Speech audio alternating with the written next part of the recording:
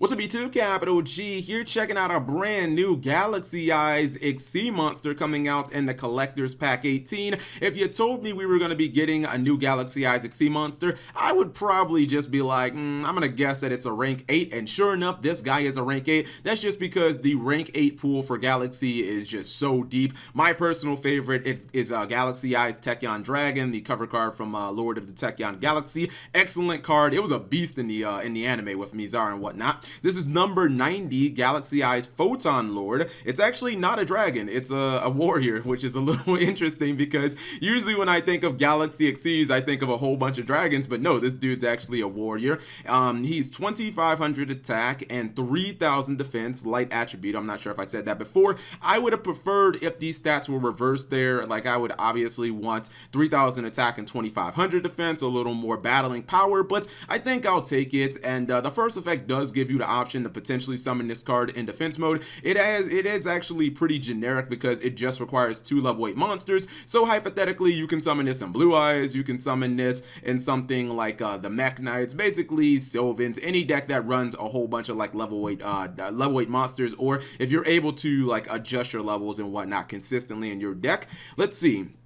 First effect is cannot be destroyed by card effects while it has a Photon XC material. So this is really cool because Konami is basically giving you a nice little layer of protection for playing it in its own archetype. That is pretty significant because, as I said before, that does give you the option to summon this in defense mode, considering the attack of it is not all that great, and now you don't have to worry about being destroyed by a bottomless trap hole, which is now at 3, or a torrential, or a Regeki during your opponent's turn, etc., etc. It says the second effect, which is probably the most notable effect on here. I think it's the effect that will be most competitively relevant. That is, when an opponent's monster effect is activated, quick effect, you can detach 1 XC material from this card, negate that activation. Then, if the detached material was a Galaxy card, destroy the activated card. So this is really good. This is basically a walking Solemn Strike or Altergeist Protocol, Divine Wrath, whatever. Basically any card that negates and destroys monster effects. This is excellent.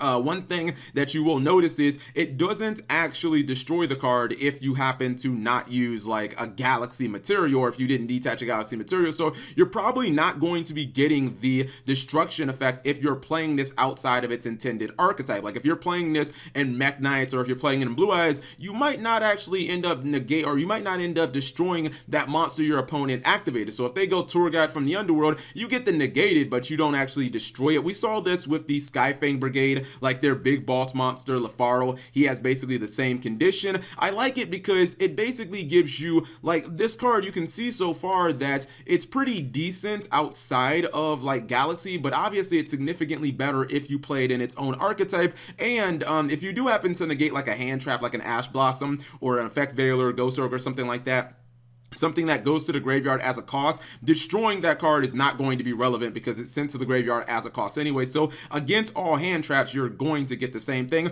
Or any cards that have like a cost to activate, like a Lumina, anything that has like a discard cost, like, not destroying that monster is nice, but just negating it is still pretty good. If you happen to run into like Predaplant Ortho Scorpio or something, that card itself is not going to be much of a threat if it doesn't actually activate its effect. The third effect is actually nuts, and why I think that this card is so good if you're playing it in Galaxy, because holy jeez, I wish that they built this third effect into way more extra deck monsters. You'd see a lot of archetypes be really happy. It says during your opponent's turn, quick effect, you can activate this effect, choose 1 Photon or Galaxy Eyes card in your deck, and if you do, add it to either your hand or attach it to this card as an XC material. That is absolutely mind-blowing. Like, actually, hold on, I think that might be the best effect now that I'm thinking about it. First off, this is basically a Rhoda for the entire Galaxy archetype.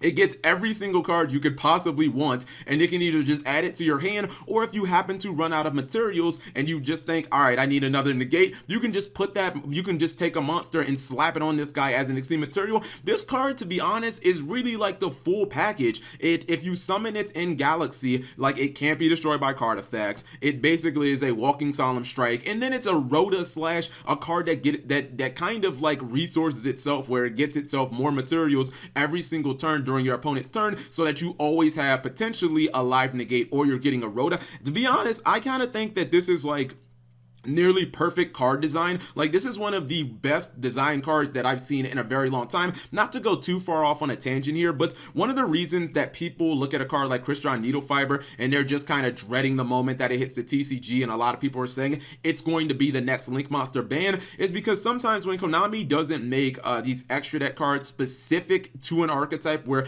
only the archetype can summon them, they tend to get abused outside of their archetype. Like, look at examples like Psyframe Lord Omega and Crystalline Needle Fiber, and even Firewall Dragon would be another one. Like, you see these cards that are supposed to be kind of, you know, used in one archetype. Well, I guess Firewall not so much, but they get exploited. This is a card that if you summon this in Blue Eyes, okay, you can negate a couple of effects, and I would say it's maybe a 7 out of 10 when it comes to like utility in the overall package. But if you summon this in Galaxy Eyes, it's not even a 10 out of 10. It's like a fucking 20 out of 10. And I actually think that Konami should design more cards like this. If they're going to make these kind of big boss monsters that are from the extra deck and they're going to make them generic, that's fine. Just don't make them ridiculous when you summon them in any deck. Just make them okay, but make them absolutely absurd if you summon them in their own archetype. That's kind of like how you maximize the potential of the card by playing it where you're supposed to play it. TG Hyper Librarian is another example of a card that just got exploited by like every synchro deck ever, and you know, it got hit because of that, even though it was supposed to be a TG card. So whatever you guys think, leave it in the comment section below. Thank you guys for watching. As always, subscribe if you have not already. Turn on that notification bell for daily videos.